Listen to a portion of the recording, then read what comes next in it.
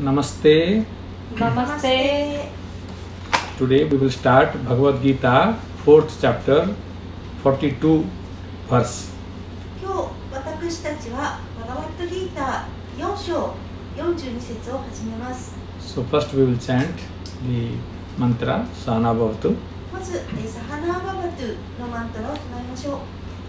Om Sahana Bhavatu Sahano Bhunaktu Sahaviryam Karavavahe Tejasvinavaditamastu Ma Vidvishavahe.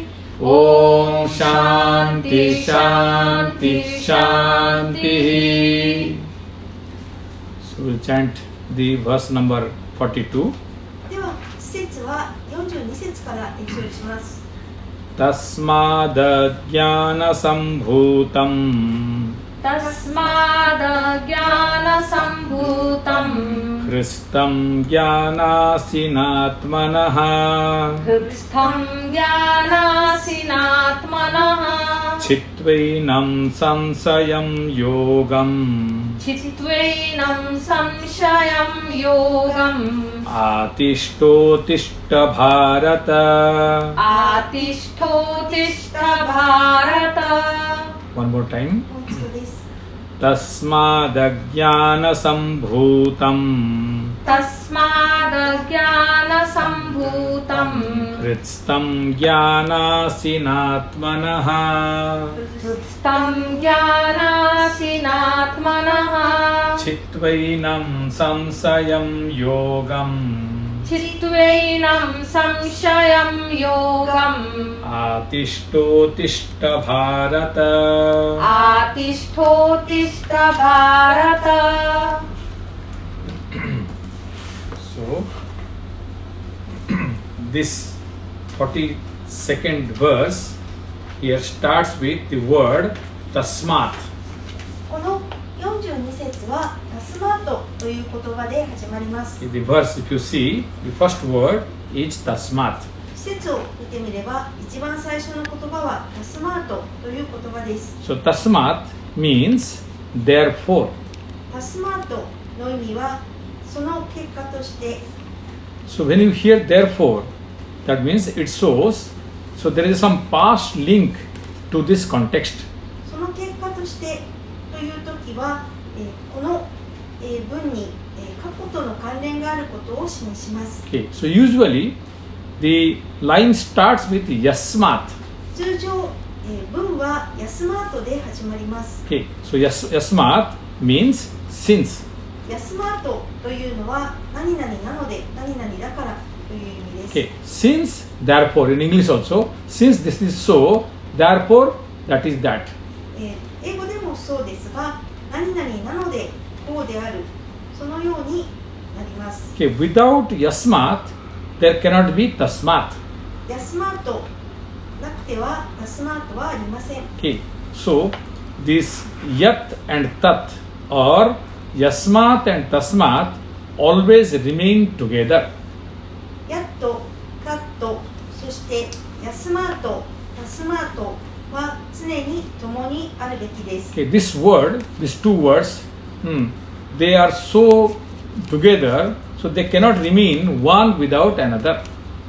これらの言葉はお互いに関連が非常に深いので、一語では、その組になるものなしでは一語で単体で、ありえません。 Okay, grammatically, it is called nitya sambandha. 文法的にそれはニッティアサンバンダと呼ばれます。 Nitya sambandha means permanent relationship. ニッティアサンバンダというのは永続的な関係の意味です。 Okay, why I am discussing this point is because here Lord Krishna immediately starts with yasmat, なぜ tasmat. なぜこの点を述べるかといえば、クリシュナ神は直接タスマートから始めているからです。 Okay, since Krishna started this verse from tasmat, therefore Bhasyakara starts his introduction from yasmat. クリシュナ神が直接施設をタスマートで始めているために注釈者はヤスマートという何々なのでという言葉で始めています。 You can look at the commentary of Shankaracharya which you are having within your hand. 皆さんお手元にあるシャンカラーチャーリアの注釈をご覧になってください。 Okay, so it starts with Yasmat. 注釈はヤスマートで始まっています。 And Krishna starts with verse with Tasmat. そしてクリシュナが施設をタスマートで始めます。 Okay, let's get into the commentary, the introduction commentary of Shankaracharya. ではシャンカラーチャーリアの序文の注釈を見ていきます。 Yasmat karma yoga anushtanad ashuddhikshaya hetuka jnana samchinna samsayaha na nibadhyate karma vihi. Since one's doubts have been destroyed. 自らの疑いが破壊されたので、 Okay, samchinna samsaya. Samchinna samsaya means since the doubts have been destroyed. サンチンナサンシャヤというのは、自らの疑いが破壊されたのでという意味です。 Okay, samchinna. Chinna means cut off. チンナというのは引き裂かれる、切り刻まれるという意味で Okay, some chinna. When some is added, that means very well. す。そしてサンがついているので、よく切り刻まれる、よく引き裂かれるの意味です。 Okay, samyak chinna means very well cut off. 山脈チンナというのは非常によく細かく切り刻まれる、ズタズタに引き裂かれるの意味です。 Okay, so cut off very well into pieces. 細かく、切り刻まれるという意味です。 Okay, so what is cut off very well? 何が細かく切り刻まれたのでしょうか。 Okay, so those doubts were very well cut off into pieces. 疑いが細かく切り刻まれました。 Okay, the doubt is not one or two, it is a condition of the mind. 疑いは一つ、二つではなく、それは心の状態です。 It is a cluster, it is together.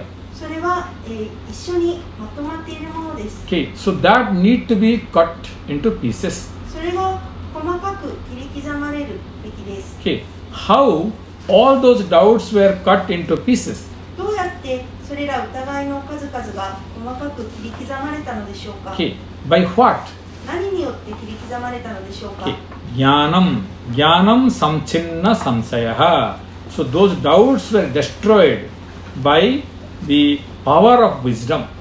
それらの疑いは、ジュニャーナンによって、細かくジュニャーナンの力によって、知恵の力によって細かく切り刻まれま Okay, した。 only the power of wisdom, the doubts were cut off. 知恵の力だけが疑いを切ることができます。 Okay, how did it happen? それはどうやって起こったのでしょうか。 Okay, how it is possible? それはどうやって可能でしょうか。 Okay, ashuddhi kshaya hetuka. It is because all impurities have washed away. それは、すべての不純物が洗い流されることによって起きました。 Okay, which are the impurities? 不純物というのは何のことでしょうか。 Okay, so the impurities, which are the impurities which are there? 不純物というのはどこにあるのでしょうか。 Okay, impurities in the form of desires. それは欲望の形であります。 Okay, desires and groups. There are not one or two desires and other groups. 欲望というのは一つや二つではなく、いくつも集まっています。 Okay, so they all were destroyed by the power of wisdom. そしてそれらがすべて知識や知恵の力によって破壊されます。 Okay, how these impurities or ashuddhikshaya happen? そしてその、不純物アシュッティクシャヤというのはどうやって起こったのでしょうか。 Okay, saying karma yoga anusthana, by practicing the karma yoga. それはカルマヨーガを行うことによってです。 Okay, so always we always the Vedanta repeats again and again about the karma yoga. ベータアンタにおいてはこのカルマヨーガが何回も繰り返されます。 So karma yoga is the very important for jnana yoga. カルマヨーガはジュニアーナヨーガに非常に重要です。 Okay, if you don't practice the karma yoga, then knowledge will not be established in the heart. カルマヨーガを行わなければ、心に知識が確立されません。 Okay. Our heart is always dirty with the desires. 私たちの心は常に欲望で汚れています。 Okay. So not only desires, it's a group like a hatred. Hatred is one thing which is lying in our heart. 欲望だけではなく、憎しみも心にあります。 Even the fears, unnecessary fears are surrounded to our heart. そして不必要な恐れも私たちの心を取り囲んでいます。 And all the time we are in sorrow. そして私たちは常に悲しみにあります。 Okay, our heart is always covered by the bad quality called sorrow. 私たちの心は常にこの悲しみという否定的な質によって覆われます。 Okay, so this desire, the hatred, the fear, the sorrow, they always cover the entire space of the heart. これら欲望、憎しみ、恐れ、悲しみなどが心の場所をすべて覆っています。 Okay, there is no space left out for the knowledge. 知識のために場所は残っていません。 Okay, that's why these are called ashuddhi. ですからこれらはアシュッティと呼ばれます。 Ashuddhi means impurities. アシュッティというのは不純物のことです。 Okay, so these impurities have to be cleaned. そしてこれら不純物は取り除くことが必要です。 Okay, this is the first thing, that the impurity has to be cleaned and the heart has to be made pure. これらの不純物をきれいにして、そして心をきれいにすることが求められます。 Okay, only then the knowledge will be established. そうして初めて知識が確立します。 Okay, so now let's understand what is the difference between karma yoga and karma. そして次にカルマヨーガとカルマの違いについて理解したいと思います。 The two words we are hearing the word karma. Karma means action. カルマ、2つの言葉を聞いていますが、カルマというのは行為です。 Okay, and karma yoga. The difference between the karma and karma yoga, these two words let's understand. カルマとカルマヨーガの違いをどうぞ理解しましょう。 Okay, in the karma, the doership remains. カルマにおいては行為者状態、行為者であるという状態が残ります。 Okay, the doership and the enjoyership, these two remains in the karma. 行為者である状態と享受者である状態がカルマにおいてはあります。 Okay, I have done this karma, so I must enjoy the result. このカルマを、この行為を行ったから結果を楽しむべきだということです。 When we go to work in a company, so what do we say? 会社に仕事に行くとき私たちは何と言うでしょうか。 Okay, I will work, but what I will get, how much salary I will get it. 働きますが、私は一体いくらお給料をもらえるんでしょうか。 Okay, what are the other benefits I will get? そしてまた他にはどんな特典があるんでしょうか。 Okay, then I will compare whether I should work in this company or I will go to some other company. そして、この会社で働くべきか、あの会社にすべきかと比べます。 Only after knowing the results. それは結果を知ってそうします。 Okay, so this is called karma. その状態がカルマです。 Okay, before doing the action, we have already decided the result, what I am going to get it. 行為をする前にすでに何を得るべきかという結果を考えています。 Okay, then what is karma yoga? では、カルマヨーガの方は何でしょうか。 Okay, karma yoga is the same karma. カルマヨーガというのも同じ行為、カルマです。 Okay, the action continues, but without the doership. 行為は続きますが、そこに、行為者であるという状態がありません。 Okay, the doership and enjoyership is not there. 行為者状態と享受者状態がありません。 Okay, so whether the ego is there or ego is not there, that is the difference between karma yoga and karma. エゴがそこにあるかないかがカルマとカルマヨーガの違いです。 This is the important point here. それは重要な点です。 In karma, the ego is very much there. カルマにおいて、行為においてエゴは確実にあります。 I am doing this action. 私がこの行為をしています。 I am going to get the result. I am going to enjoy it. 私がその結果を得てそれを楽しみます。 Okay, with this expectation, I am doing the karma. この期待のもとに私は行為を行います。 But in case of karma yoga, this doership and enjoyership is not there. しかしカルマヨーガにおいてはこの行為者状態と享受者状態がありません。 Okay, so this is the difference between karma and karma yoga. それがカルマとカルマヨガの違いです。 Okay, the scriptures don't advise to give up the action. 聖典は行為をやめるべきだと勧めていません。 Okay, one should not give up the karma at any period of time. 行為というのは、カルマというのはいついかなる時もやめるべきでないものだと言います。 But what the scripture advice? しかし、聖典が勧めているのはどんなことでしょうか。 Okay, just give up the presence of ego. エゴの存在を放棄してください。 Okay, so just take out the ego from the action. 行為からエゴを取り除いてください。 Okay, then the doership and enjoyership is not there in the action. そうすれば、行為においてそこに行為者状態と享受者状態はありません。 Okay, then what will happen? そうしてどうなるでしょうか。 Even our day-to-day action will become the karma yoga. そうすれば、日常の普通の行為でさえカルマヨーガになります。 Okay, all the action we do day-to-day time, so those also will become karma yoga. 日常行う私たちの行為すべてがカルマヨーガになります。 Okay, so our ego is always waiting before any action that how much result I am going to get it. 私たちのエゴは行為が始まる前からどのくらいの結果を得られるのかと待っています。 Okay, I have to enjoy the karma phala, the result of my action.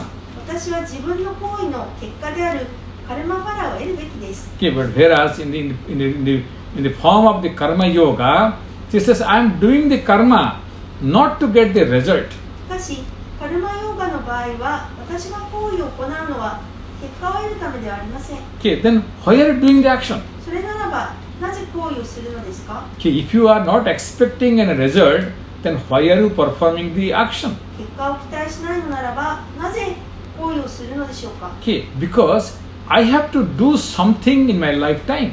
なぜならば私は生きている人生において何かをすべきだからです。 Okay, I cannot remain without the action. 私は行為しないで何もしないではいられません。 Okay, so I have to do something. 私は何かせねばなりません。 Okay, so in that case, let me continue those karma for the purpose of pleasing the Lord of the universe. そうであれば、行うこと、カルマを全世界の主を喜ばせるためにします。 Okay, I'm not doing the karma for pleasing myself, my ego, but to please the Lord of the universe. 私はカルマを自分のエゴを喜ばせるためではなく、全世界の主を喜ばせるためにします。 Okay, this thought will make our karma, the day-to-day action, into karma yoga. この思考が私たちの日常の行いをカルマヨーガにします。 And that will naturally purify our heart. そしてそれが自然に私たちの心をきれいにします。 Okay, I hope you understood the purpose of karma yoga. カルマヨーガの目的を理解してくださったことを願っています。 Okay, whether performing the karma or karma yoga, what is the merit I will gain? しかしカルマであろうとカルマヨーガであろうと私が得られる利点は何ですか。 Okay, now this second question will arise in our mind. この2番目の疑問が心に浮かびます。 Okay, anyway, the karma is the same, the action is same. 行為自体、カルマ自体は同じです。 Okay, action is same. Whether you say it is karma or you say karma yoga, what is the outcome I am going to get it? カルマ自体、行為自体が同じならば、カルマであろうとカルマヨーガであろうとそこから得られる結果というのはどんな利点が得られるのでしょうか。 Okay, for that reason, Bhashyakara says, Na nibadhyate karmavihi. So, you are not bound by those karma. それに対して注釈者が言っているのは、それによってあなたはカルマに縛られることはないと言います。 Okay, in the name of karma yoga, the action what you perform, you will not get bound by those karma. カルマヨーガという名の下で行われる行為に縛られることがなくなります。 Okay, this is the point here. それが重要な点です。 Okay, we have studied the last time, you remember that every action normally binds the soul. 前回勉強しましたが、すべての行為は通常魂を縛ると習いました。 Every little action we do with the ego, we have to take birth. どんな小さな行為でもエゴと共に行ったものは私たちを誕生させる原因となります。 Okay, any little action will be giving the result either papa or punya. どんな小さな行為であってもそれはパーパとプンニャの結果をもたらします。 If it is papa, then we have to suffer. We have to take birth to suffer. そしてパーパの結果であれば私たちは再び生まれてそれを苦しみます。 If we do punya karma, then we have to take birth to enjoy. そしてもしそれがプンニャの結果であれば生まれてそしてそれを楽しみます。 Okay, for suffering or for enjoying, we have to take the future birth.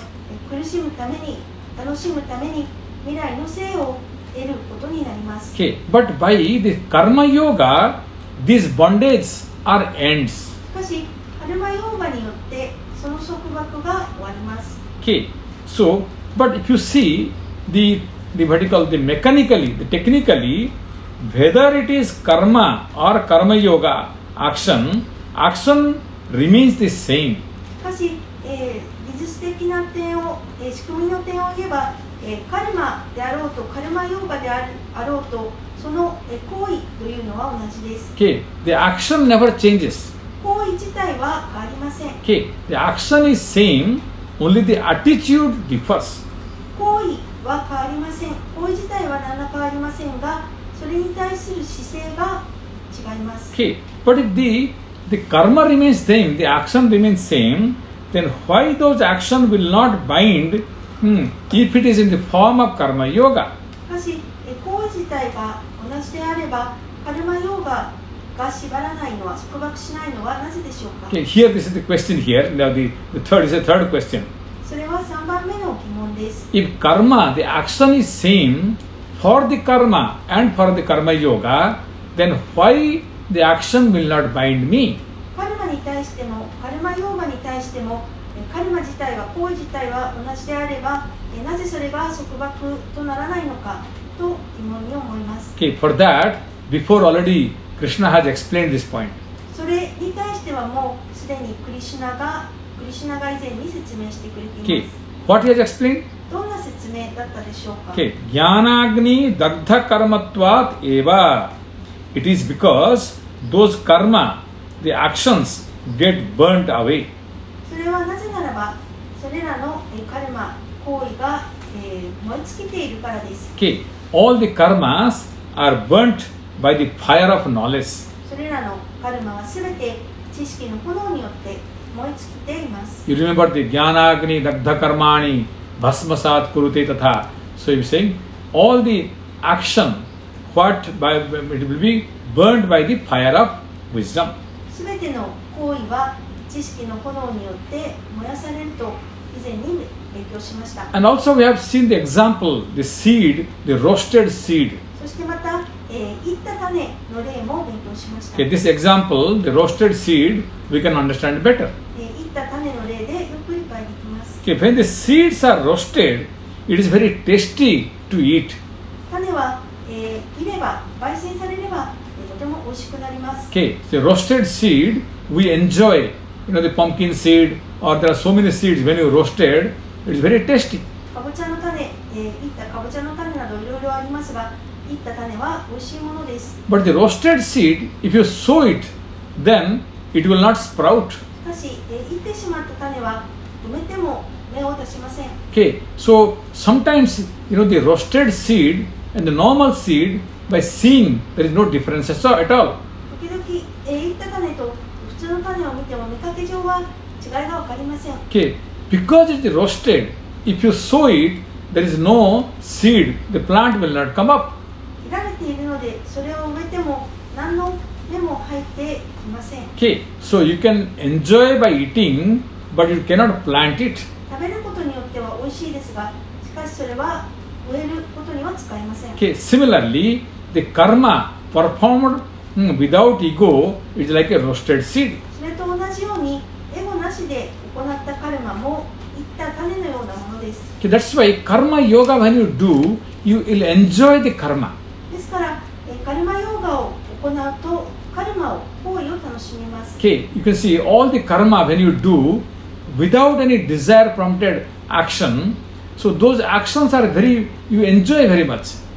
欲望によって駆り立てられた行為ではない行為を行うとそれは非常に楽しめるものです。 But normal karma, we are always suffering. しかし通常の行為というのはカルマというのは苦しみを伴います。 Sometimes it's really painful. 本当に苦しい時もあります。 Okay, but whereas when we do karma without any expectation, then these karmas are very enjoyable. しかし期待しないで行うカルマはとても楽しいものです。 Okay, so this what we have discussed so far, this is the one reason for yasmat, since for the tasmat, what Lord said. ここまでで学んだこのことが、ヤスマート何々ゆえにと主が言っていることです。 Okay, Bhashyakara explains why Lord started from the tasmat. バーシャカーラは注釈者はなぜ主はタスマートで始めたのかとそこで説明します。 Okay, the above was the first reason. その今述べたのがまず第一の理由です。 He's giving 2 to 3 reasons for why Lord has started from the tasmat.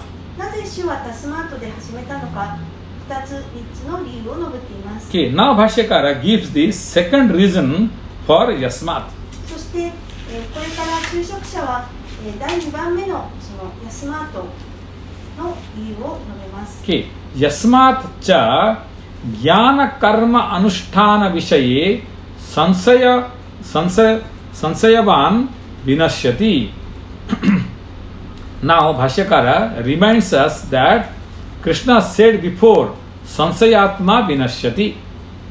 今、注釈者は、クリシュナが、前に言ったことをサンシャヤートマビナッシャティということを私たちに思い出させようとしています。 Okay, we have studied, remember, sansayatma vinashyati. The persons having doubt get destroyed. サンシャヤートマビナッシャティというのは疑う人は破壊されるという意味でした。 Okay, so doubt means there are so many kinds of doubts are there. そして疑いといっても多くの種類があります。 Okay, sometimes you doubt whether I should go left or right. 時に私たちは右に行くべきか左に行くべきかと考えます。 Okay, so is it not a doubt also? それも疑いの一種ではないですか？ Okay, I want to walk from here to station.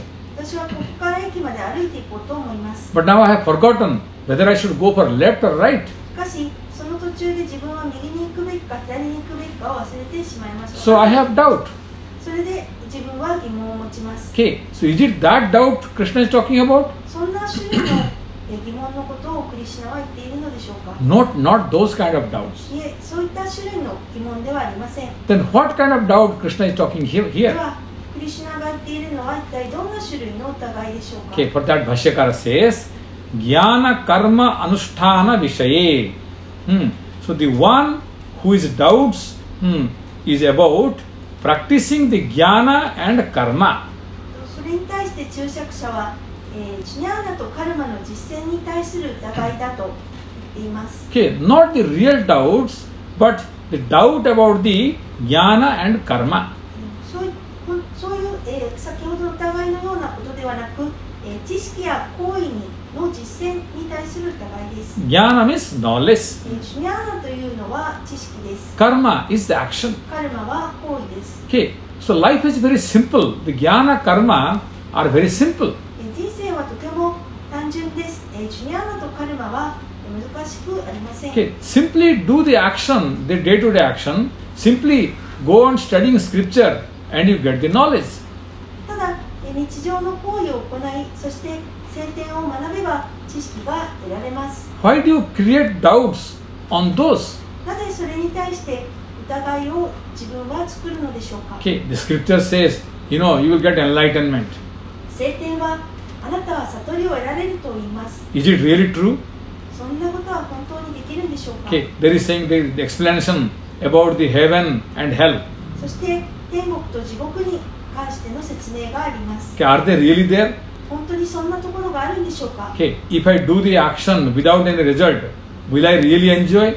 もし結果を求めずに行為をしたら本当に楽しめるんでしょうか。 So this is the jnana karma vishaye you are having the doubts. このように、ジュニアーナとカルマに対して自分は疑いを持ちます。 Okay, and these doubts destroys that person. そしてその疑いはその人を滅ぼします。 Okay, the one who has doubts about this practice of jnana and karma, that person gets destroyed. 知識と行為の実践に関して疑う者は滅びると述べています。 Okay, now let us try to get into the verse. Or first let's make the verse into prose order. では次は詩節ですが、まず最初に詩節を3分の順序にしてみましょう。 Okay, it is in the poetry order. それは、詩の形になっています。 Okay, so make that poetry order into the prose order. 韻文の形になっているものを3分に直してみます。 Okay, tasmat he bharata hridstam enam ajnana sambhutam atmanah samsayam jnanasena chitva yogam atishta uttishta. So tasmat means, as I told before, therefore. タスマートというのは、その言いましたが、従って何々ゆえにということです。 Okay, bharata means O bharata. そしてバーラタというのは、バーラタよと言っています。 Okay, so bharata, who is bharata here?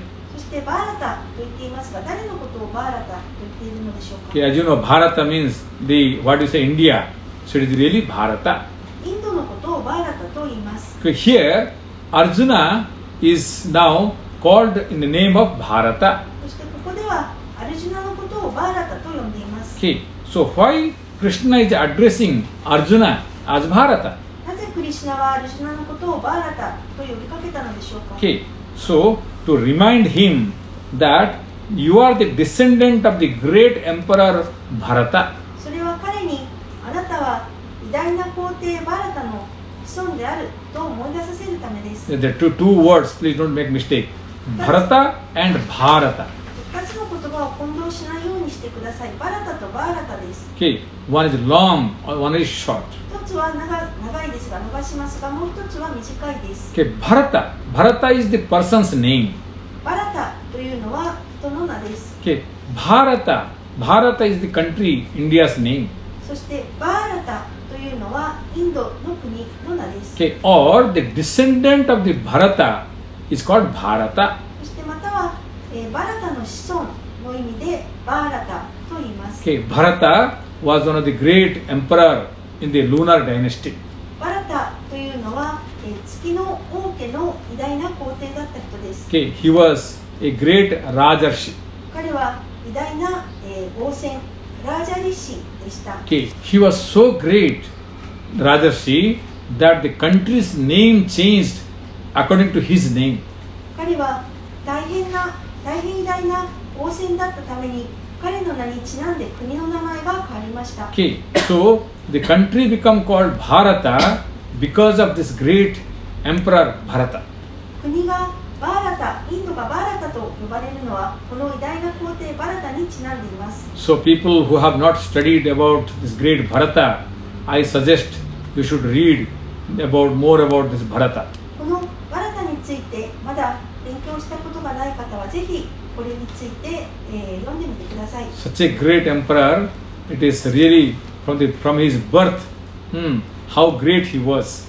非常に偉大な皇帝で生まれた時から非常に素晴らしい人でした。 Okay, it is said he was the first democratic emperor in this world.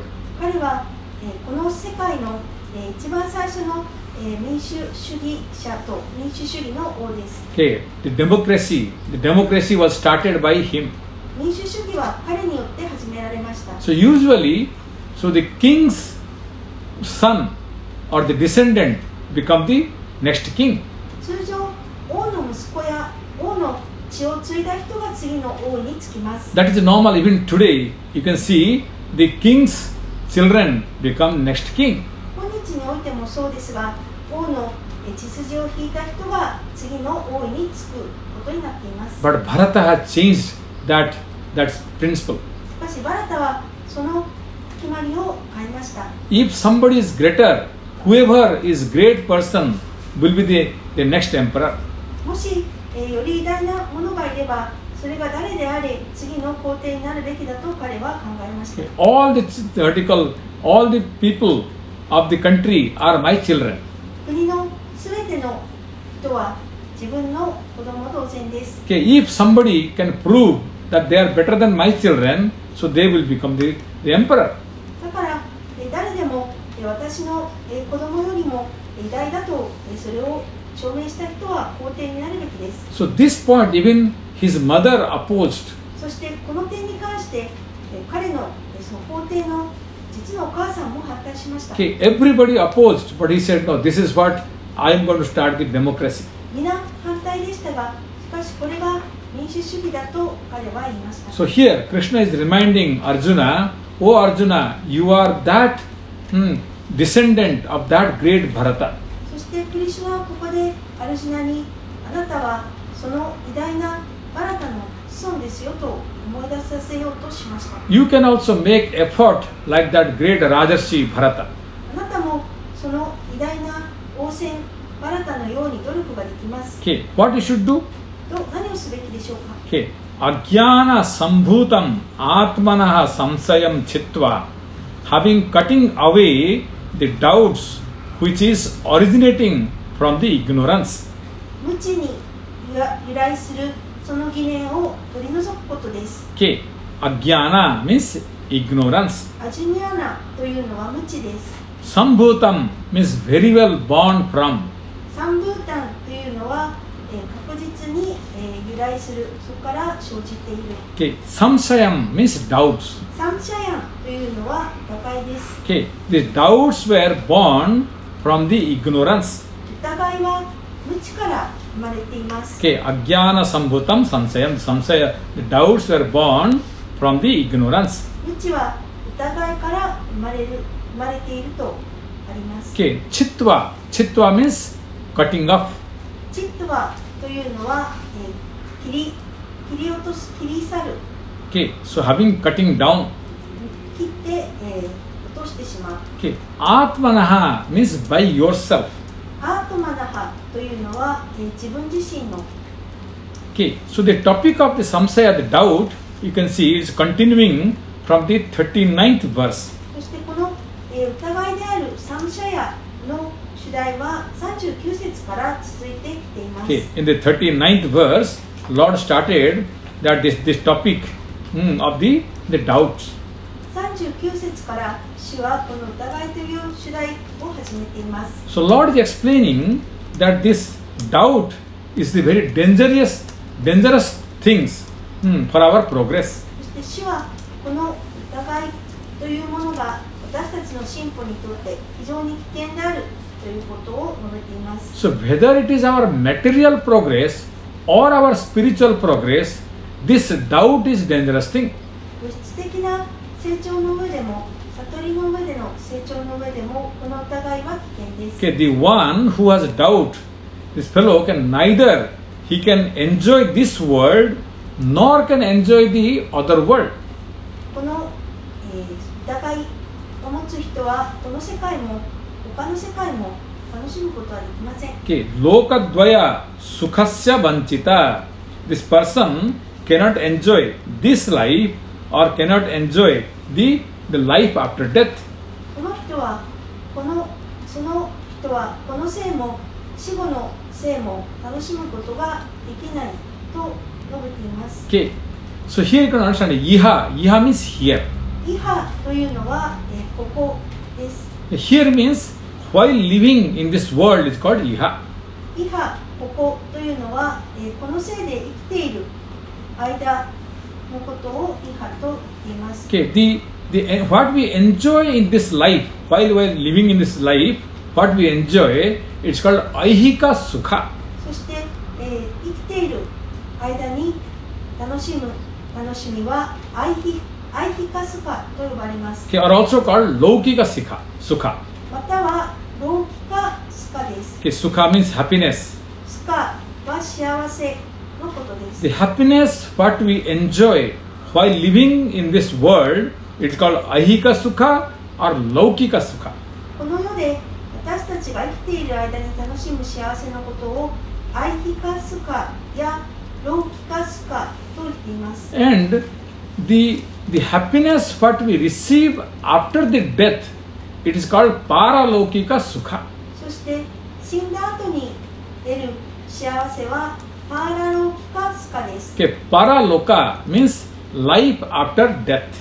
パラローカというのは死後の生です。 Okay, so paralaukika sukha means life the happiness what we receive after the death. そしてパーラローキカスカというのは死んだ後に得る幸せです。 Okay, so this person who has a doubt, he doubt, is there really something called life after death? 疑いを持つ人は死んだ後の生なんてものがあるんだろうかと疑います。 The doubting person, it is like a disease. 疑う人、疑い深い人というのは病気にかかっているようなものです。 Okay, so it doubts everything in this life. この生のあらゆるものを疑います。 Okay, can I trust this person? この人は信頼してもいいのだろうか。 Can I really trust to eat this food? この食べ物は、信じていいのだろうか。 Okay, so this is how this person doubt everything in this world. このようにその人はこの世界のあらゆるものを疑います。 And of course, this person has a full of doubt about the life after death. そしてまた死んだ後の生に対しても疑いでいっぱいです。 Of course, this person have no faith upon this scripture at all. そしてまた聖典に対しても信念は全くありません。 Okay, maybe somebody has written this scripture. How can I trust them about this scripture?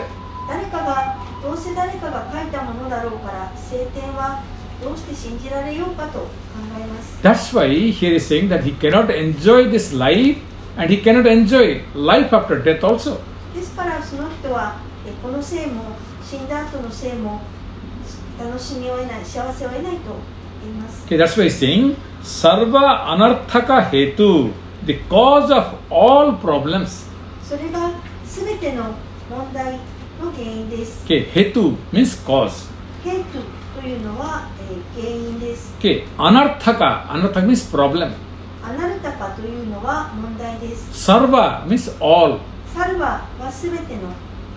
Okay, so the doubt is the cause for all problems in our life.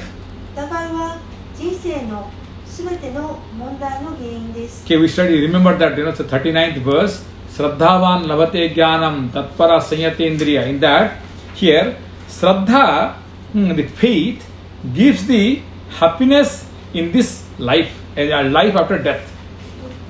39節で学んだ、シュラッタ信念が、死後の生に、その幸せを得る幸せをもたらします。 Okay, I believe there is something called life after death.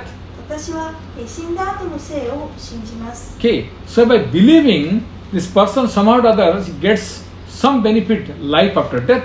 信じることによってその人は、死後の生で何らかの利点を得ます。 Tatparata, the effort, gives the happiness in this very life.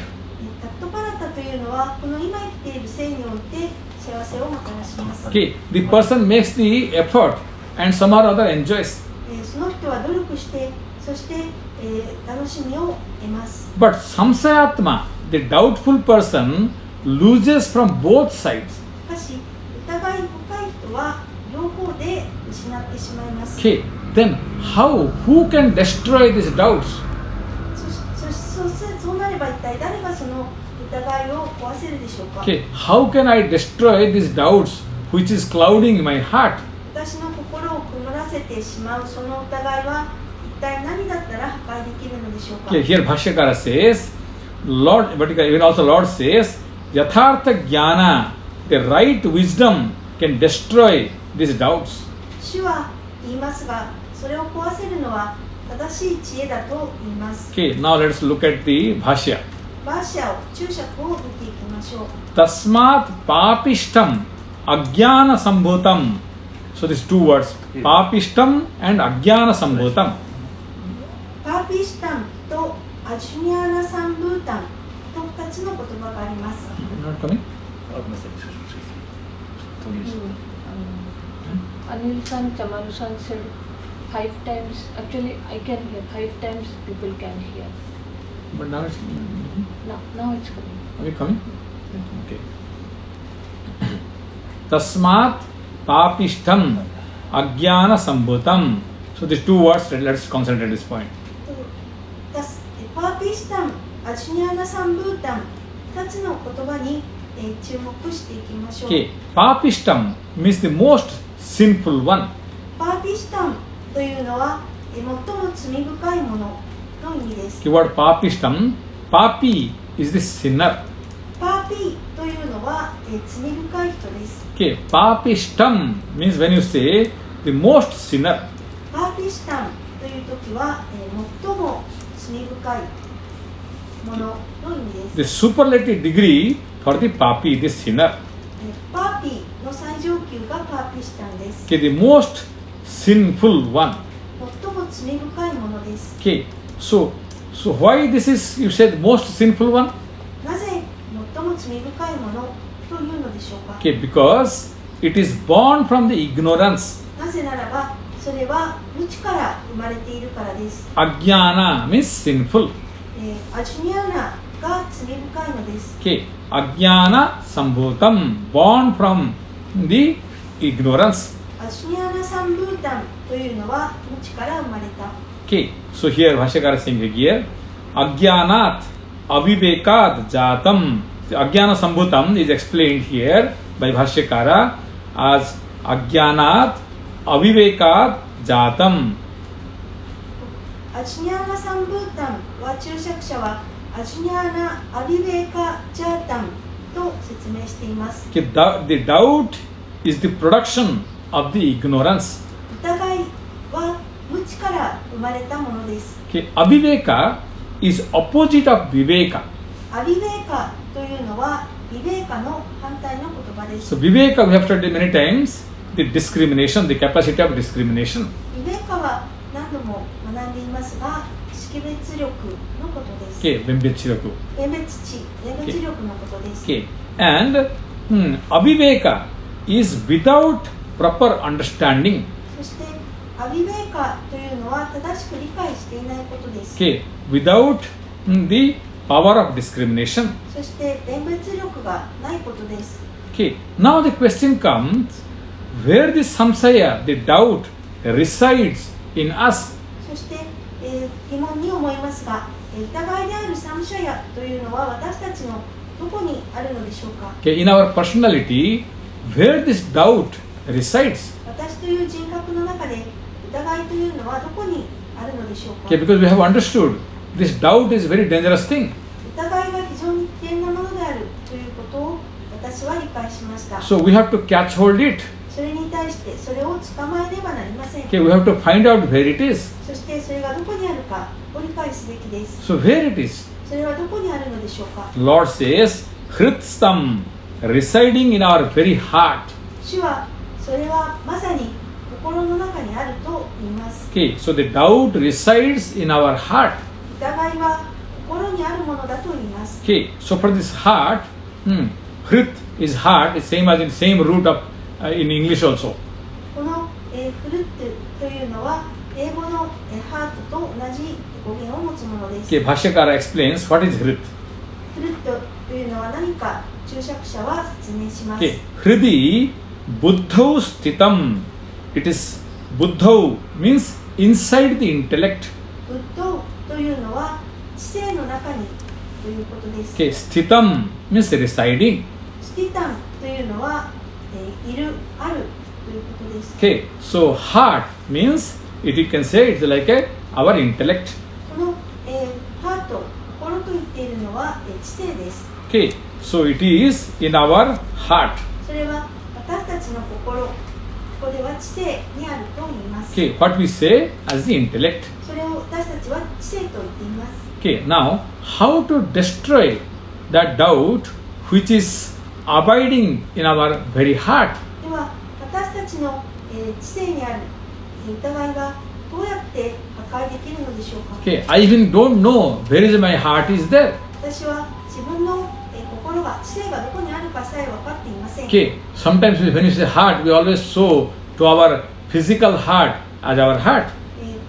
実際の心臓のあたりがそその心だという考えもあります。 Okay, the doctor does the operation but don't find any heart cave in that. しかし、お医者様はそれを手術しますが、そこに、その私たちが言っている心のようなものは、心の洞窟はありません。 Okay, I can't reach up to my heart to destroy my doubts. 疑いを破壊するためにその心には届きません。 Okay, so then how can I destroy those doubts? そうなれば疑いはどうやったら破壊できるのでしょうか。 Okay, for that, Lord explains here, Jnana Sina Chitva, having cut away by the sword of knowledge. そして主はそれに対して、知識の剣によって、切り取られたと言っています。 You can see here the Jnana Sina. Jnana Sina means Jnana plus Asina become Jnana Sina. ジュニャーナとアーシーナがつながってジュニャーナーシーナになっています。 Okay, Jnana means wisdom. ジュニャーナは知恵です。 Okay, or knowledge. または知識です。 Asina means sword. アーシーナというのは刀剣です。 Okay, or what do you say, the knife. それは、その刀です。 Okay, knife is 剣。cutting the knife. 包丁です。 Okay, so it is normally what we say. We don't say asina. We always say it's a khadga.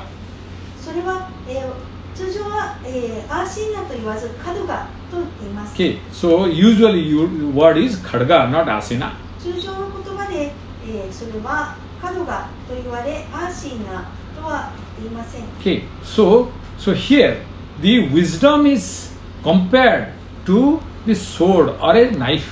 ここで、知恵がその剣や、刀や包丁に例えられています。 Through which these doubts gets cut off. それによって疑いが切り取られるものです。 Okay, but what is this jnana? しかし、その知恵というのは、ジュニャーナというのは何でしょうか。 Okay, we have been hearing this wisdom, but what exactly this wisdom is?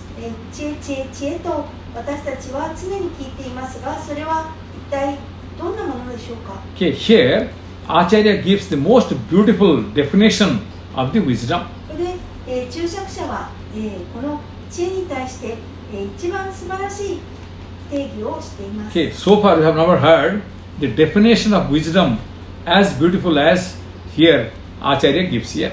ここで注釈者が言っている以上の知恵の、定義というのはこれまで聞いたことがありません。 Okay, what is the definition of wisdom? 知恵の定義、どんなものでしょうか。 Okay, he's saying, Shoka mohadi dosha haram samyak darshanam jnanam. So, wisdom is the right vision. 知恵は正しい見方です。 Okay, samyak darshana means the correct vision. 三脈ダルシャナというのは、正しい視野のことです。 Okay, if you see Lord Shiva, he has the third eyes. シバ神は第三の目を持っています。 If you look at the photograph of Lord Shiva, you can see there is a third eyes near his forehead. シバ神の姿を見れば、眉間のあたりに第三の目を持っています。 Okay, everybody is having two eyes, but Shiva is having the third eyes. みんなには目は2つですが、しかしシバ神は3番目の目を持っています。 And the third eye is called the wisdom eyes. その第3の目は知恵の目と呼ばれます。 Okay, so the two eyes we don't see the right vision. 2つの目では私たちは正しい見方で見ることはできません。 Okay, through these two eyes we see what this magic of the Maya is showing to us. 2つの目で私たちが見るのは、マーヤが私たちに見せる魔術です。 Not what we want to see, but what this Maya is showing us. 私たちが見たいものではなく、マーヤが私たちに見せるものを私たちは見ます。 But through the third eyes, this is the wisdom eyes, we see the right things. しかし、第3の目、知恵の目を通じて私たちは正しいものを見ます。 Okay, so the jnana is the right vision of our life. この、ジュニアな知恵というのは私たちの生において正しい、見方のことです。 Okay, but by that right vision, what happens? しかしその、正しい視野によって私たちは何を見るでしょうか。 Okay, saying Shoka mohadi dosha haram. So dosha means defects. 動者というのは欠陥のことです。 Okay, so the defects, which are the defects? 欠陥と言っているのは何のことでしょう Okay, か。 shoka mohadi. それは消化モーハーディです。 Okay, so hara means eliminator. ハラというのは、それを追いやるものです。 Okay, destroyer. 破壊するものです。 You can see Lord Vishnu is called Hari ビシュヌ神はハリと呼ばれます。 or Shiva is called Hara. そしてシワ神はハラです。 Okay, particularly Shiva is called Hara because he destroys. シワ神はハラと呼ばれるのは破壊するからです。 Okay, so the destroyers of what he destroying? 破壊します。何を破壊するのでしょうか。 Okay, all the defects in us. 私たちの内にある欠陥をです。 Okay, which are the defects in us? 私たちの中の欠陥というのは何のことでしょう Okay, か。 shoka moha adi. それは消化モーハーディです。 Okay, shoka means sorrow. 消化は悲しみです。 Moha means delusion. モーハは名門です。 Okay, adi means there are still some more are there.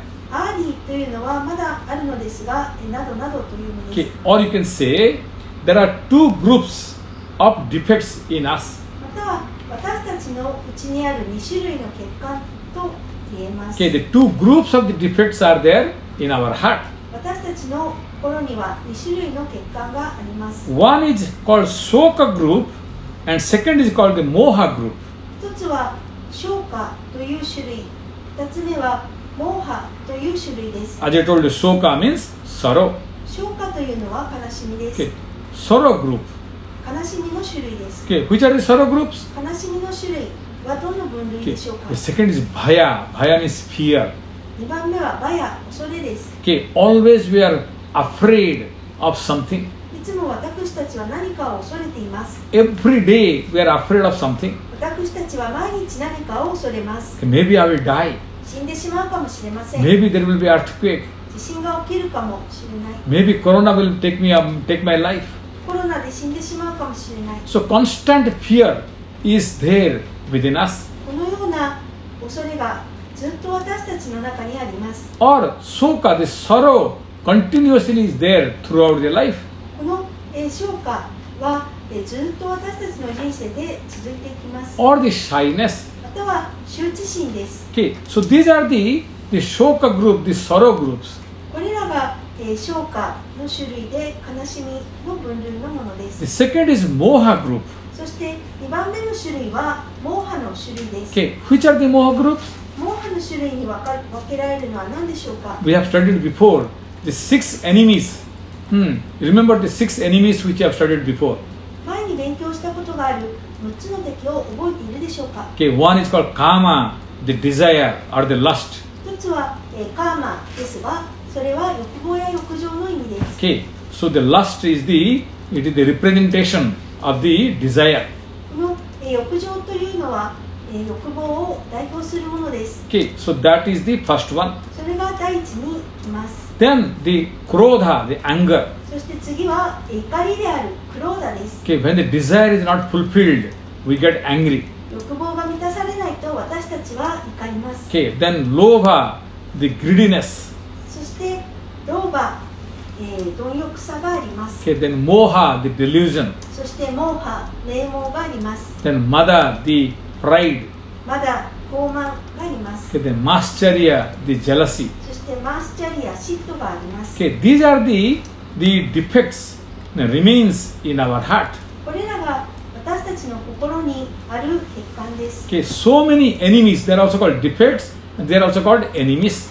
これらは、欠陥ですが、また敵とも呼ばれます。 Okay, these enemies, they fill up all the space of my heart. そしてこれらの敵が私の心の空間をすべて埋めてしまいます。 So my heart, my pure heart, is got dirty by these enemies. 私の純粋な心がこれらの敵で汚れてしまいます。 Okay, so the right wisdom is like the sword which cuts off all these defects. これらの、その正しい知恵というのはこれらの欠陥を、切り取る、剣として機能します。 Okay, the right wisdom gets into the heart and cuts off all these defects. これこの正しい知恵というのは心に入ってこれらの欠陥を切り去ります。 Okay, for that, Acharya says, Jnanam tad eva asihi khadgaha. The wisdom is the sword. そのために注釈者は知恵は剣であると述べます。 Okay, tena jnanasina atmana swasya atma vishayat sansayasya. Here the word atmana is the last word of the first line you can see. 1行目の最後の言葉であるアートマナハという言葉を見てみてください。 Okay, you can see the last word of the first line. 1行目の最後の言葉です。 Okay, atmanaha. It means myself. アートマナハというのは自分自身という意味です。 Okay, oneself. 自らの。 Okay, it is my doubt and I have to clear my doubt. それは私の疑いなので、私は私の疑いを、取り除くべきです。 This is a very technical point here. これは少し、得意な技術的な点です。 Okay, it is my doubt, so I have to clarify by myself. それは私自身の疑いなので、私自身で、それを、取り除くべきです。 The doubt is about myself. 疑いというのは私自身に関してです。 Okay, Bhashyakara very beautifully explains this point. バーシャカーラは注釈者はこの点を非常によく説明してい Okay, ます。 nahi parasya samsayaha. This is not concerned with the other's doubt. これは他者の疑いのことではないと言います。 Okay, so my doubt I have to clarify by doing the manana nididhyasana. 私は私自身の疑いをマナナやニディディヤーサナによって取り除くべきです。 Okay, so you can think the normal aparavidya, the day-to-day knowledge, we clarify. If somebody asks, you can clarify, or if you have a doubt, somebody can clarify. 日常の知識に関する疑問であれば、誰か他の人が、明確にそれを、その疑いを取り払うことができます。 Okay, I don't know whether I should go to left or right. Can you explain me? 私は右に行くか左に行くかわからないので、どうぞ教えてください。 Somebody can explain me, okay, go left side and you will reach. そういえば誰かが左に行けばよいと言って、そして左に行けばそこに着くと教えてくれます。 So the aparavidya doubts are clarified by somebody else. そのように、アパラビッティアの疑問であれば誰かによって教えられて取り除けます。 But paravidya doubts, one has to clarify by oneself. しかし、パラビッティアの疑いというのは自ら明確にせねばなりません。 That means one has to realize by oneself, それはつまり自身で自身のことを悟るということです。 not by some other person. 誰か他の人によってではありません。 Okay, each one has to realize by himself or herself. それぞれが彼自身、彼女自身で明確にすべきです。 Okay, somebody cannot do for others. 誰かが誰かのためにはできません。 Okay, so to clarify this point, Lord has specifically used here Atmanaha. この点を明確にするために、主はそれを、アートマナハという言葉を使っています。 Okay, Atmanaha means by oneself or by own. アートマナハというのは、自身でまたは自身のという意味です。 Okay, now you can see next point of Bhashyakara says. そして次に、バーシャカーラが言っている点を見てみましょう。 Okay, Chitva ena sansayam avinas swavinasa hetuhutam yoga atishtha. After destroying these doubts, you should take up to the yoga. 疑いを破壊した後、ヨガを始めるべきであると述べています。 Okay, as I told you, samsaya means doubt. サムシャヤというのは疑いです。 Okay, so what this doubt is doing in us? その疑い、サムシャヤというのは私たちの中で何をするでしょうか。 Okay, what is the problem? Why are you talking about the doubts? I have many doubts. So what is the problem of this doubt? 私にはたくさん、疑問が疑いがあります。その問題は何でしょうか。 Okay, life is full of doubts. 人生というのは疑いが多いものです。 Okay, if one doubt is there, so what is the problem in that? 一つ二つ疑いがあっ人生で何が問題でしょうか。 Okay, why you are giving so much of 3-4 slokas you are explaining about the doubts?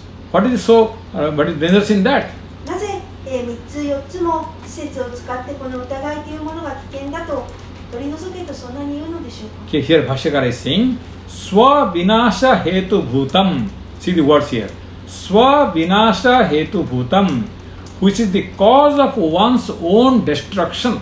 それは、自らの破壊の原因だと述べられています。 Okay, here to understand Swa. Swa means one's own. スワというのは自らのです。 Okay, Vinasha means destruction. ヴィナーシャというのは破壊です。 Okay, Hetu Bhutam, the primary cause. ヘイトブータンというのは主要な原因の意味です。 Okay, this doubt is the primary cause of one's own destruction. この疑いというのは自らの破壊の主要な原因となるものです。 Okay, one gets destroyed by one's own doubts. 自分は自分の持つ疑問の疑いのために破壊されます。 Okay, that's why, so you should destroy this doubt and then you should be stand up for the yoga. ですからこの疑いは壊して、そしてヨガを始めるべきだと述べます。 Okay, which yoga? どのヨガでしょうか。 Okay, Bhashyakara says, Samyak Darshana Upaya Karma Anushtanam. Take out to the Karma Yoga. そして注釈者はそれはカルマヨガのことだと述べます。 And that karma yoga, which will lead towards the enlightenment. そしてそのカルマヨガが悟りへと導くと述べます。 Okay, Uttishta Idanim Yuddhaya. Now stand up for the battle. 今、戦いのために立ち上がれと述べます。 Okay, Idanim means now. イダーニンというのは今です。 Uttishta means so prepare for. ウッティシタというのは、準備せよ。 Okay, Ut plus Tishta means stand up. ウットとティシタが合わさって立ち上がれということ Okay, です。 stand up for what? 何に立ち上がるんでしょうか。 Okay, Yuddhaya for the battle. ユッターヤ、戦いにです。 Okay, battle, as I told you, since Arjuna was a Kshatriya, for him the battle was advised.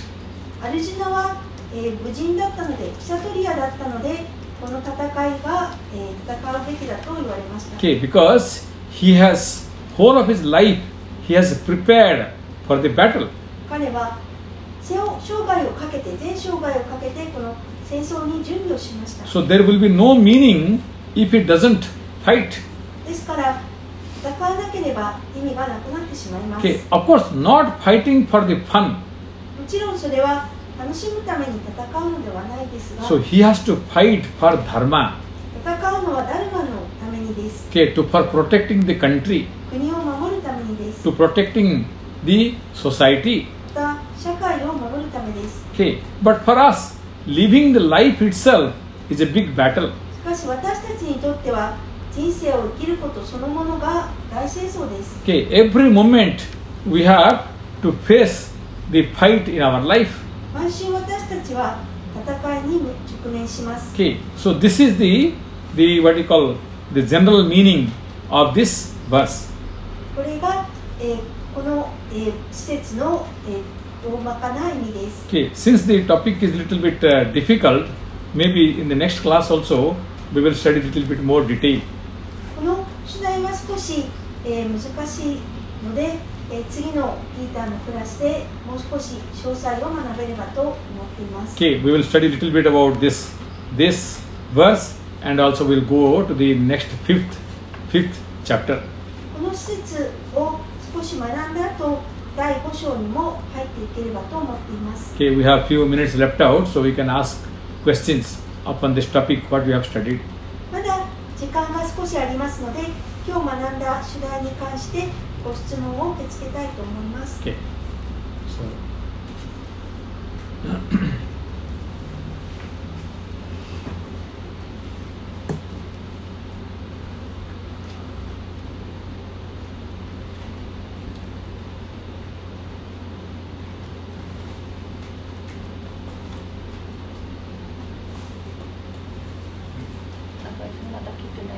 来てない。じゃあ丸さん。あ、茶丸さんどうぞ。あ、すいません、聞こえていらっしゃいますでしょうか。はい。はい、すいません。先ほど先生はパーピスタンアジニアーナということで、パーピスタン最も罪深いものっていう説明がありまして、そのパーピスタンは最上級の罪深いで、それは無知から生まれているものっていうふうにお伺いしました。で、この点についてなんですけど、これまで先生のとこから習ってきた時に、ベーダはキリスト教みたいに私たちは罪深いものですとか、罪から生まれたとか、そういう説明はしませんっていうことが多かったんですね。で、これまた別の点から見てると思うんですけど、どういった観点からこのような説明になってるんでしょうか。Okay, here Papa means, so it is not the religious sin, but all the evil action what we do is called Papa. ここで、パーパ、罪と言っているのは、宗教的な意味ではなく、私たちが行う、誤った行い、それを言っています。Okay, of course, in Christianity, the sin has a very religious meaning, but here it is not that religious meaning, but it is the evil action is called Papa. もちろんキリスト教で罪といえばそれは宗教的な意味も大きいですが、しかしここでは、パーパ、罪というのは誤った行為のことです。So you may not take it as a sin, but you can say as a evil action. ですからそれは罪としてではなく、誤った行為、否定的な行為として理解できます。Okay, because of this ignorance, so we do many evil action in our life. 無知が原因で私たちは多くの否定的行為を行います。And the doubt generates because of this ignorance. そして無知のために疑いが生まれます。And that is the cause for all our evil action in our rest of our life. そしてそれが私たちの人生における誤った行為の原因となります。You can see many people that one life is destroyed by some doubts. 多くの人の人生がその疑いの一つ一つでその滅ぶのを見ると思います。One full life has been spoiled because of these doubts. 人生すべてが疑いによって滅びます。I don't believe in God. 私は神は信じません。I don't believe in Atma. 私はアートマーは信じません。You don't believe in Atma means you don't believe in yourself. アートマーを信じないというのは自身を信じないということです。Okay, if you say I don't believe in ghost, then it's okay. お化けは信じないというのは構いません。 But if you don't believe, I don't believe in Atma means you don't believe in yourself. しかしアートマーは信じないというのは自身を信じないということです。 Okay, if you don't believe in yourself, then your life is gone, meaning is gone. もし自身を信じなければ人生が終わりです。 Okay, so this is a full lifespan is destroyed. The human life is very precious life. It has been destroyed. このように人間の貴重な生がすべて破壊されます。 Okay, so this is how it's called the papishta, means the most simple one. それがパーピシタ、最も罪深いものと呼ばれている人です。 It is not the person. It is not the person we are talking about. We are talking about the action which it is what you call made by the ignorance. それは誰か特定の人のことではなく、無知によって行われる行為のことを言っています。 Okay, understand this point? この点はいいでしょうか。 Okay. はい、あくまでその行為のことをピンポイントしているので、概念的なものではなくて、その人っていうか自分のことだっていう意味ですね、これね。So it is not the third person we are talking about here. それは誰かの別の人のことではありません。 Okay, all topics what Gita Upanishad is teaching, it's everything to do with myself. ギータ、ウパニシャットの主題はすべて自分自身のことです。 Okay, so we are not talking about any third person, but we are talking about I myself. 誰か自身のことを主題にしています。Okay. Hmm. ありがとうございます。はい、養護士さん。はい、じゃあ大越さんお願いします。はい、すいません。お願いします。カルマヨーガについてなんですけども、結果を期待しない行為ということで、結果を期待しなければ何をやっても良いのでしょうか。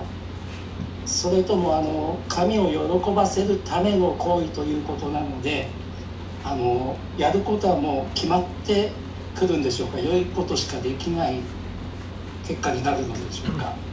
Okay. Any action you want to do, you can do. 自分がしたいどんな行為でもしても構わないのです。 The beauty is that you can do any action without the ego, the action will be perfect. 素晴らしいのはどんな行為でもそこにエゴがなければ行う行為が完璧になるということです。 Okay. The presence of the ego, it destroys the action. エゴの存在が行為をダメにしてしまいます。 Okay. But if there is no ego is there, any action you do, that become the perfect action. しかしエゴがなければどんな行為であってさえそれは完全な行為となります。 Okay. You know the beautiful thing is in Ramayana, Rama is telling to Bharata. ラーマーヤナでラーマはバラタに言っています。 Okay. Bharata says, so I am not supposed to become the king. You are supposed to be the king. バラタが言っているのは私は王になるべきではない。ラーマ、あなたが王になるべきです。 So you are my elder brother, and you are the one having the much full of knowledge. So you are supposed to be the king. あなたは私の兄で知識が豊富だからあなたが王になるべきです。 Okay. Hmm. Got that? 春林さんとか。 Okay. But but because of the mistake of my mother, so I have to become the king. しかし、私の母の間違いにより私が王になることになりました。 Okay. What I should do? どうすればいいでしょうか。 Okay. For that, Rama is explaining Bharata. それに対してラーマはバラタに説明しました。 Bharata, whatever you do, so everything become the perfect action. バラタ、お前が行うことが何であれ、それは完璧な行為になります。 Okay. Why? なぜでしょうか。 Because I know you very well that you don't have any ego at all. なぜならば私にはよく分かっているが、バラタよ、お前にはエゴが全くないからです。 Okay. Because you don't have any ego, so all your action is perfect action. エゴがないからあなたが行う行為は完璧な、どれも完璧な行為になります。 Okay. So that's why when ego is not there, the action becomes perfect naturally. エゴがないと行為は自然と完全なものとなります。 So the action, you don't have to choose the action. 行為を選ぶ必要がなくなります。 Okay. If ego is not there, any action you do, that action becomes the perfect action. エゴがない場合、どんな行為を行ってもそれは完璧となります。 Because you will not choose any wrong action. なぜならば自分が誤った行為を選ばないからです。 Okay. I will kill that person. 私はあの人を殺します。 How can you kill somebody if there is no ego? もしエゴがなければ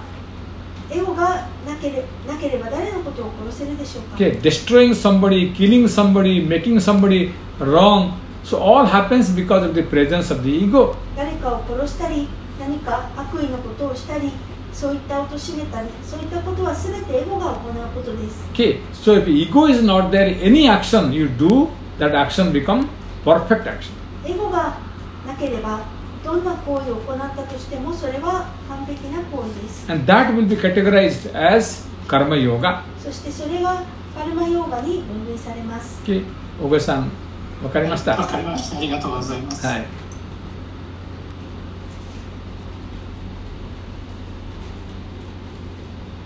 Okay.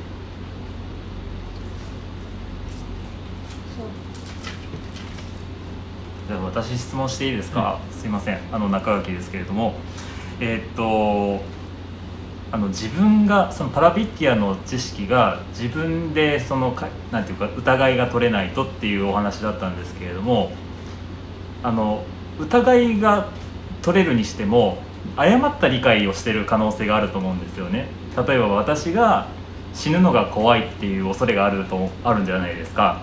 その恐れを自分自身で取り除くのに、例えばサンサーラがあって次もまた生があるよって理解してそれを信じ込んじゃってる人と、そうじゃなくて私自身がその永遠であるから死というものは来ないっていう、ちゃんとその理解している人っていう、いろいろ違いがあると思うんですけど、どういう理解であっても自分自身で疑いが取れれば大丈夫なんですか？ Again here that I will die, this is also the doubt of the ego. 私は死ぬというのもエゴの疑いです。Okay, so if you throw the ego, then the doubt destroys. エゴを捨て去れば疑いが破壊されます。Okay, so the knowledge, if you enter the knowledge, then the doubt eliminates. 知識に入れば疑いが取り除かれます。Okay, any doubt what comes, you can see it is the outcome of the ego. どんな疑いであってもそれはエゴから生まれたものです。Okay, ego propels these doubts. エゴが疑いをもたらします。Okay, あともう一回なんだっけ？愛好が疑いを、私ですか？うん、そのエゴのその疑いを取り除くのは自分自身ですけど、それが間違ったそのビッティアので取れてしまった場合ってそれも OK なんですかって。See that for that, what you need to do? それに対して、何をすべきでしょうか？ Okay, for that you need to do three things. それに対して3つのことをすべきです。So one is called Shravana, listening or reading the scriptures. 一つはシュラバナ、それは聖典を聞くまたは読むことです。Okay, by listening to the scripture, you know the perfect knowledge what you need. 聖典を読むことによって自分が必要な完璧な知識が理解できます。Okay, second is called Manana, the meditation. そして2番目はマナナ、瞑想です。Okay, what you study scripture about yourself, that you meditate by yourself. 聖典で学んだ自らのことを自らによって瞑想してみます。Okay, third is called Nididhyasana, you realize by yourself. そして3番目はニディディアサナですが、自ら悟ることです。So the Sravana, Manana, Nididhyasana, listening and studying of the scripture, meditating upon the topics of scriptures, and realizing the topics of the scripture. So by this, the doubt gets eliminated. この3つのこと、シュラバナ、マナナ、ニディディアサナ、聖典を聞いたり学んだりすること、そして聖典の主題で学んだ聖典の主題を瞑想すること、そしてそれを悟ることによってその疑いが消されます。Okay, so here the Lord says here it has to be done by oneself, not by somebody else. そして主は言っていますが、それは自ら行われるべきことであり、誰かによって行われるべきことではありません。Now, why Lord said here the Atmana by oneself? なぜ、主は、その自らとアートマナハと言っているんでしょうか？ Because here this is the important point. You can let us understand this point. この点を理解してみます。Okay, because sometimes some yajna can be performed by somebody else for me. 時にあるヤジニャは誰か別の人によって私のために行われます。Okay, some rituals, if I cannot do, somebody can do for me. 何かの儀礼をもし自分が自身で行うことができなければ、誰か別の人が自分のために行うということは可能です。My close relationship person can do for me. 私の近い関係の人が私のためにしてくれます。Children can do. 例えば子供が代わりにしてくれます。Brothers can do. 兄弟がしてくれます。 Or father and mother can do. または父母がしてくれます。 Okay, or even the priest can do for myself. または僧侶でさえ私のためにするということができます。Okay, so this is how the yajna can be performed by the another person for myself. このように、ヤジニャというのは、別の人が私のためにするということはできます。But this particular taking away realization, the enlightenment, it cannot be done by a second person for somebody else. しかしその悟りというものは誰か別の人が誰か他の人に対してすることはできません。One has to realize by oneself. 自分自身で悟ることが必要です。Okay, somebody can teach, but the realization has to be done by myself. 別の人は教えることはできますが、悟り自体は自身で行うべきものです。Okay, understand this point? と言います。 Okay. Two questions are there. Chamaru-san asking. 茶丸さんいけますか？茶丸さん。はいはいはい、簡単な話なんですが、すいません。ですね、カルマヨガのところの先生がおっしゃったのは、行為の結果に期待をしないで宇宙の種のために行うことってお伺いしたんですけど、例えば時に人間がある人から何か先にいただいて、親切にしてもらったとかそういうことでお返しとして何かしようって思ってしまうことあると思うんですけど、それはその人に対してっていうふうにもう考えちゃった時点でもうこれはカルマになっちゃいますか？その人に対しての お返しも宇宙の主って思った方がいいってことでしょうか？Everything you see, even that person who does for you, so we say that person also is the representation of the Lord. 誰かが自分のために何かをしてくださったとしても、その人もその主の主を代表して代わりの人だと考えることができます。Anyway, if I received from something for somebody and I return without expecting. 私は誰かから何かを受け取りましたが、それは期待していませんでした。Okay, so see, I am returning to that person, but I don't expect something else again from that person. 私はその人にお返しをしますが、しかし再び何かその人から何かを得ることを期待しません。See, I received from that person something. 私はある人から何かを受け取りました。And I am returning that in the different manner. そしてそれをまた別の形で返しました。But I don't expect, okay, if I do again from a better way, and that person will give me more better way. しかし、それをより良い形で返したら、もっといい形で返ってくると考えません。So this is the no expectation at all. そのように、そこには期待は全くありません。Okay, so like sometimes we know, like people invite me to do some yajna. 時折、人々が神田先生のことを、祭祀のために、ヤジナのために呼ぶことがあります。Okay, so sometimes they invite for some puja. そして何か、礼拝の儀式のために呼ぶことがあります。And ask how much money we have to pay for that. そしてそうやって呼ばれて、先生お礼としておいくらお渡しすればいいですかと言われます。Okay, so what money you are going to give to me? 一体、どんなお金を私にくださろうというのでしょうか。Okay, you are inviting me for the puja. あなたは私をプージャのために招待しました。Okay, so you are giving me an opportunity to worship the Lord of the universe. 私に全世界の主を敬う機会を与えてくれました。Okay, I should give to you, not you should give me something. あなたがお礼に何かをくれるどころか、私の方から何かを差し上げるべきです。So I don't expect even a single penny from anybody by doing the puja or the yajna. 私はプージャやヤジナを行うことによって誰からも1円も欲しくありません。Okay, so I never expect even one penny from anybody I am doing puja or yajna.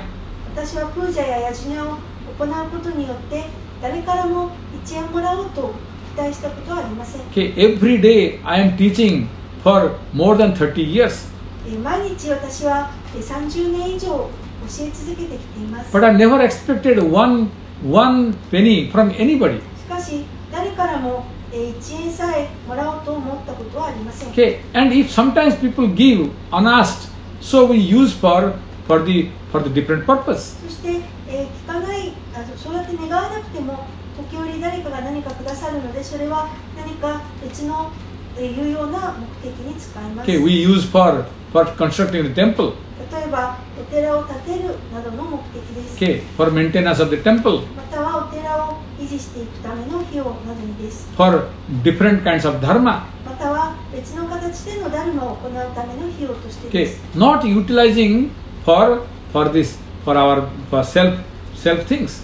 自分の目的のためには使いません。Okay, this is called the karma yoga, doing any action without expecting anything. それがカルマヨーガで何ら期待することなく行うことです。Okay, the next person will be there. That's last point, Anil-san. Okay, we can, because now is already time. So next class we will Okay, continue. I'll keep this also. Okay, sorry that we will continue the next class. The time is off. So we will chant the last Purnavadam mantra. すいません。ちょっとその質問はまた次のクラスに取っておいていただいて、最後のプールナマダムのマントラを唱えます。Om Purnamadaha Purnamidam Purnat Purnamudachyate Purnasya Purnamadaya Purnameva Vasishyate Om Shanti Shanti Shanti Harihi Om Shri Gurubhyo Namaha Harihi Om. Thank you very much.